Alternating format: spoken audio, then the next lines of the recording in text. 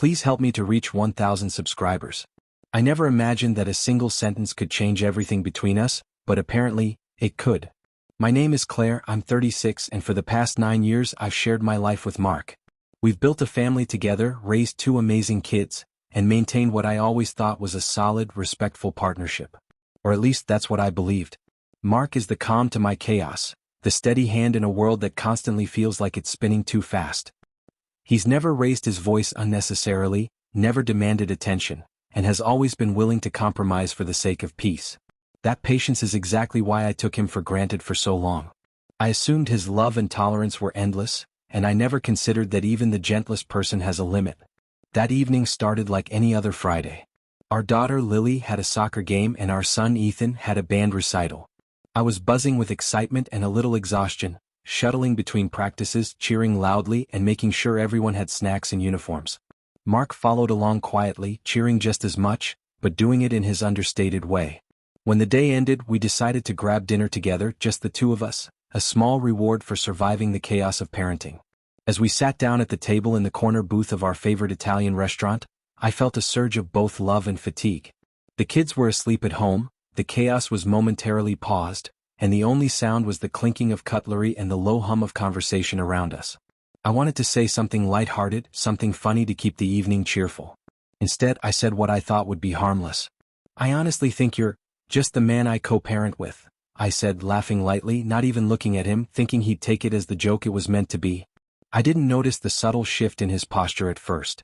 His fork paused midair, his eyes focused on the table in front of him, and for a second, I saw a flicker of something I hadn't seen in years: hurt, disappointment, and maybe even shock. I laughed again, trying to brush it off. I'm kidding, Mark. You know I love you. You're amazing. But the smile he gave me wasn't real. It didn't reach his eyes. There was no warmth, no reassurance, just a quiet, measured calm that I immediately recognized as dangerous. The kind of calm that precedes something irreversible. I tried to continue the conversation, shifting to light topics about the kids, the game, the recital. I even complimented him on how organized he was at the event, hoping to patch over the tension I'd just caused. He nodded politely, but the distance had already taken root. He spoke less, laughed less, and every word I tried to toss into the conversation felt like a clumsy attempt to bridge a canyon I'd just dug between us. By the time we left the restaurant, the air in the car was thick and heavy, filled with an uncomfortable silence that neither of us had broken. I attempted small talk, asking about his day at work, the traffic, anything to get him to engage. He answered in short, clipped sentences, each one carefully measured. And then, as we pulled into the driveway, he finally spoke, his voice calm, almost eerily so. "Claire, we need to talk," he said. My stomach sank. Something in his tone told me this wasn't going to be a fleeting argument. This wasn't a bad mood that would pass overnight.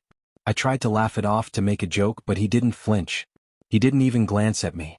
He simply stood up, grabbed his briefcase from the back seat, and started moving toward the door. "What are you doing?" I asked, my voice sharp with disbelief. "It's late. We can talk inside. Don't be dramatic." He stopped, turned slowly to face me, and that's when I realized that the calmness in his voice wasn't neutrality, it was finality. "I've been calm for years, Claire. I've been patient, understanding, forgiving. But tonight I realized that patience has limits. I can't keep pretending I'm okay with being just the man you co-parent with." I felt like the floor had dropped beneath me. My mind raced. Was he joking? No. His expression, the stiffness in his shoulders, the way his hand lingered on the door handle, it was all too real. "Mark, don't be ridiculous," I said, my voice trembling now. "It's just a joke. I didn't mean it. Please just come back inside. Let's talk about it." But he didn't move. He didn't argue. He didn't beg. For the first time in 9 years, he looked like a man who had made up his mind. He walked out that night, leaving me frozen on the porch, staring after him, trying to process the reality that he wasn't coming back. Not tonight, not tomorrow, not anytime soon.